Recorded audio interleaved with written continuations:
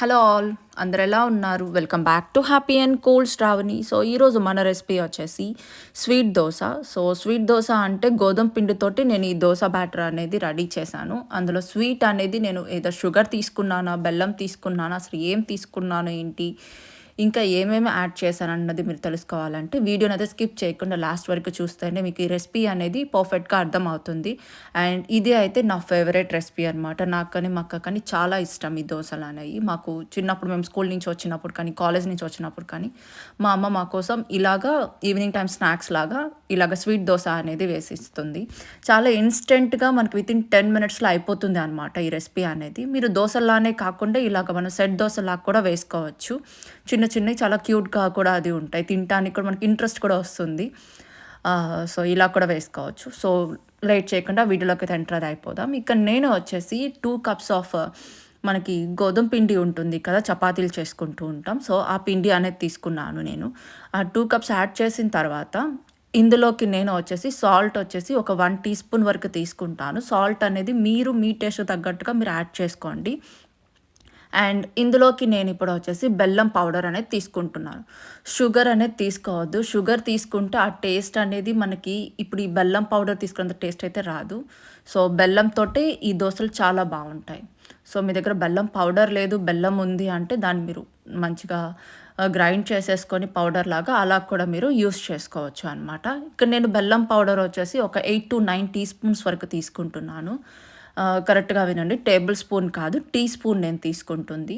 So 8 to 9 tea spoon నాకు పర్ఫెక్ట్గా సరిపోయింది 2 కప్స్ ఆఫ్ ఫ్లోర్కి అనమాట.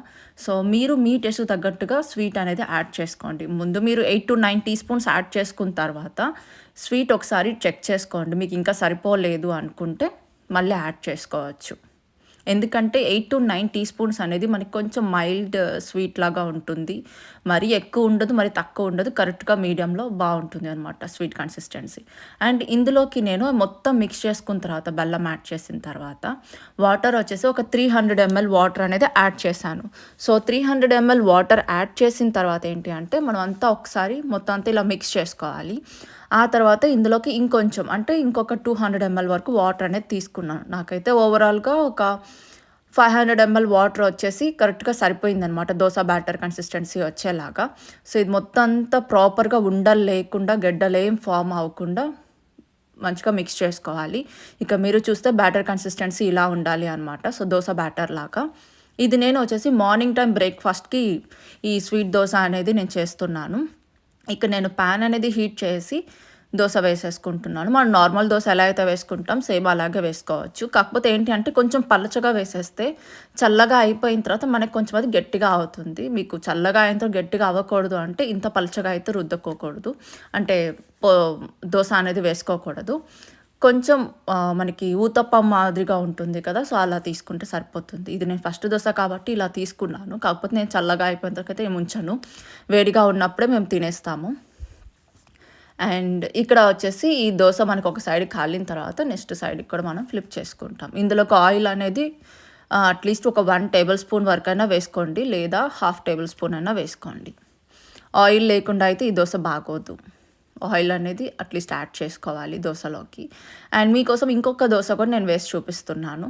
ఇది కొంచెం అంటే ఆ దోశతో కంపేర్ చేసుకుంటే ఇది కొంచెం లేయర్ అనేది ఒక లేయర్ ఎక్స్ట్రా ఉంటుంది అనమాట. సో ఇప్పుడు నేను ఇక్కడ దోశలు కూడా రెడీ అనేది అయిపోయింది. సో మార్నింగ్ టైం కానీ ఈవినింగ్ టైం కానీ చాలా బాగుంటుంది, చాలా బెస్ట్. దీనికి కాంబినేషన్ ఏంటి అన్నది మీకు ఇప్పుడు నేను చూపిస్తాను. సో ఇక్కడ నాకు దోశలు అయితే రెడీ అయిపోయి, కాంబినేషన్ వచ్చేసి ఇక్కడ చట్నీ కానీ ఎలాంటి ఏం అవసరం లేదు. మీ ఇంట్లో కొబ్బరి కారం ఉంటే సరిపోతుంది. కొబ్బరి కారం ది బెస్ట్ కాంబినేషన్ అనమాట ఈ స్వీట్ దోశకి. చాలా బాగుంటుంది కొబ్బరి కారంతో. ఒకసారి ఎవరైనా ట్రై చేయకపోతే ఒకసారి ట్రై చేయండి. అండ్ మీలో ఎంతమందికి ఈ రెసిపీ ఇష్టం, నాలాగే మీలో ఎంతమందికి ఫేవరెట్ ఉంది అని కామెంట్ బాక్స్లో మెన్షన్ చేయండి. రెసిపీని అయితే అందరూ డెఫినెట్గా ట్రై చేయండి. ఇది చాలా తక్కువ టైంలో వితిన్ 10 మినిట్స్లో మీకు బ్రేక్ఫాస్ట్ కానీ ఏదో స్నాక్ ఐటమ్ కానీ ఏదైనా సరే మీకు రెడీ అనేది అయిపోతుంది అనమాట. చాలా సింపుల్గా చేసుకోవచ్చు. చూసారు కదా, ఓన్లీ 3 ఇంగ్రీడియంట్స్ తోటి మనకి దోశ అనేది రెడీ అయిపోయింది.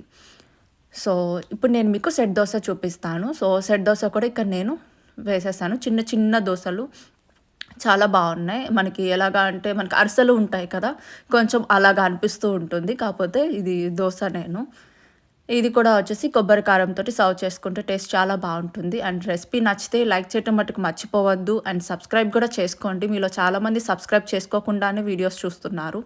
సో, సబ్స్క్రైబ్ చేసుకోండి. అండ్ మీకు తెలిసిన వాళ్ళకి కూడాను ఛానెల్‌ని రికమెండ్ చేయండి. రెసిపీని కూడా షేర్ చేయండి. And thank you for watching.